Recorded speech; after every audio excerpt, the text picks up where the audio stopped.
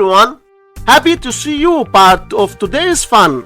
In this media piece, we'll explain, understand adding and subtracting fractions. Let's dive into today's video. We have these two fractions, 8 over 9 and 8 over 4, and we want to add them. Multiply the first top times the second bottom, so we have 8 times 4, which is equal to 32. Multiply the first bottom times the second top, so we have 9 times 8, which is equal to 72. Now just add those two numbers, so we have 32 plus 72, which is equal to 104. Multiply the two denominators, so we have 9 times 4, which is equal to